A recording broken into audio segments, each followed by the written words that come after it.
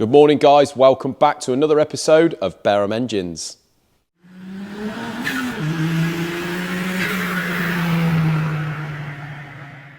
So here's the Willys Jeep block guys. We've just got to give it, it's had a face, but we've got to give it another face because little did we know that this has had liners in it before. It's probably why it was standard. So we've bored that out to plus 20. Johnny's just in the process of finish honing it. He has cut the seats, but you can see this liner here is still very, very slightly below the block. There is a step down the bottom, so the liner is pressed to a step, but it's obviously just moved in the past. So we're going to give that a face. You can see on the surface, I don't know whether I showed you this, but it's had some quite extensive stitching in the past. That's probably from frost damage, but that doesn't matter. It looks a very good job. So yeah, once we've honed that out, we'll just give it a lick over. Isaac's already started to take off all the paint and all the crap, and we can get that primered up, painted, and the block is all finished then. Right, so the Willys Jeep, guys, you can see it's back on the milling machine being faced. Now, I said to you while it was over there on the hone, we bored this to plus 20, and we've just had to hone it out, and I told you about a dropped liner, well, what looked like a dropped liner. So they've all got liners in. We turned it upside down, and they are all seated now. There is a step at the bottom, they're all proper seated. We've tried pushing this one, we made a little jig and I've tried pushing it in the press and it's not going any further. So I suspect that this liner has been pushed down to the stop, but there's probably just a little tiny bit of a chamfer there and it's sat on that. And over time it's just pushed down past that chamfer. So didn't notice that obviously while it was covered in crud and before we faced it. But now I've bored it, we're just taking that out now and making sure it's all level. The gasket does actually sit on the outside of these liners, but it's not good practice to leave that, so we're going to face it. But we have had one little issue with this. We found out that the bottom of one of the bores didn't actually clean at 20, so we've had to hone it out. I didn't bother setting it up, we've just rough honed it out, another 10 foul. They do plus 30 pistons, so that's what we've gone to on it now. But apart from that, guys, yeah, all's gone smoothly. I've given it a wash, washed all the oil out. Just going to face it, give it another thorough wash and a blowout, and then this thing is all ready to strip off a bit more paint, prime, and then paint up. Lovely job. See guys, I've had a little bit of a move around since the last video, and we've managed to put to good use the clear plastic bags that a very kind subscriber sent to us. As you can see, it's tidied things right up. We've got the Cosworth over there, the one that I built up from all parts that I've had to collect. That one's all done now. We've timed all that up. I spoke to him and he's going to have that back at the beginning of the new year. We've got the CVH over here. This morning I've set up the vernier pulley. Very easy on the CVH to set up the vernier pulleys. All you've got to do is your usual, put the disc on the crank and find true top dead centre with our DTI in the plug hole. And then all we do is we just set up a DTI on the top of the inlet valve. And this particular cam is a PH4, and this one times up at 110 degrees after top dead centre. So that one's all done. The only thing we're waiting for now is a Trick aluminium front belt pulley, which I have bought, but on eBay actually from a company that makes them, and they haven't even sent it yet. So I'm trying to get hold of them to see where that is. But apart from that, it's all done. Turbo's in there. Flywheel and clutch is down there, all done, balanced and marked up. So yeah, that's another job done, guys. This is the 4.2, the second 4.2. That is all done. Still waiting for those guys to pay and collect on that one. We've got all the VR6 stuff here. The crank has gone off to Charlie at the beginning of the week to balance. We've got the pistons and rods now. So he's promised me that back for the end of next week. So this job here is going to be beginning to middle of January, and we should have that one pretty much done, yes. In the meantime, now we've moved the CVH from this spot, we've managed to put the Renault V6 over here and sort out all the bits. So we've got all the bearings here. This is the box of stuff that's all been blasted and painted and all ready to go. Clutch and flywheel there that's been balanced, because we had all that back today actually, the crank and what have you, as you can see from Charlie.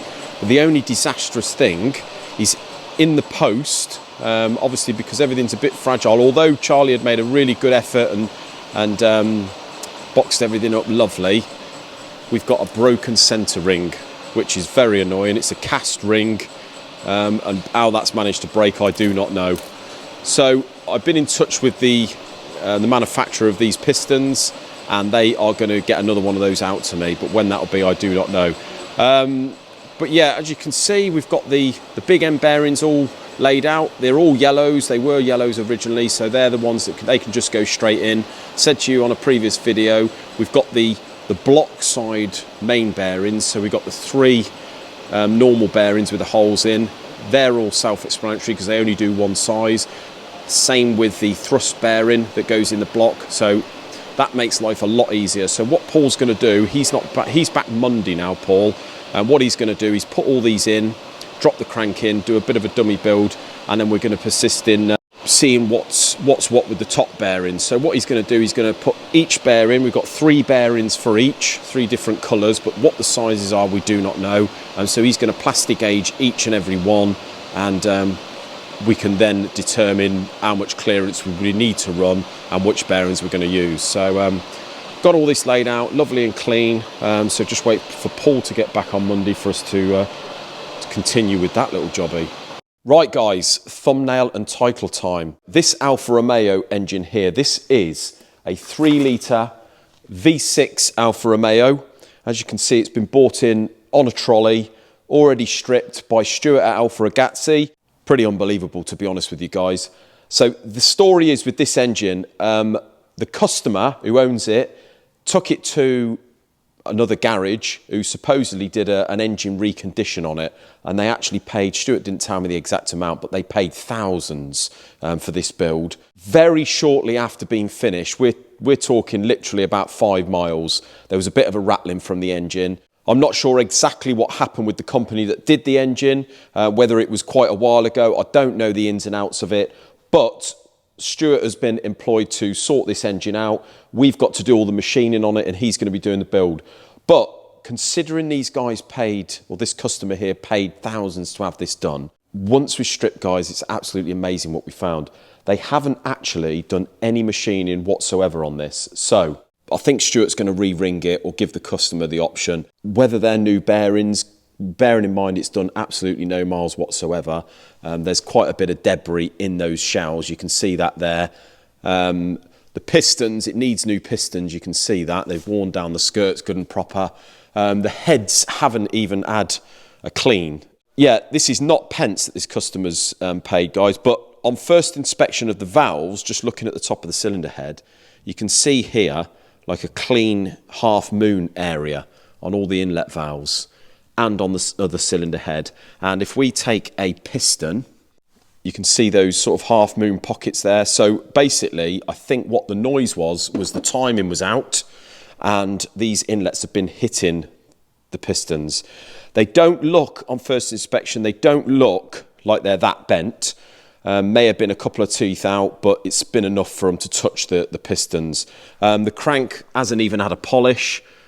Whether that measures up right, I don't know, but that has certainly not had a polish. So, you know, it's had a rebuild, but they haven't really put anything into it. They haven't skimmed the heads, they haven't skimmed the block faces. It's had 2 new head gaskets. Stuart said the oil pump gasket was missing and it was just gooey, along with other gaskets. So they haven't even gone as far as buying a conversion bottom end set, guys. It's absolutely ridiculous. You know, I wouldn't want to be paying much for this rebuild at all.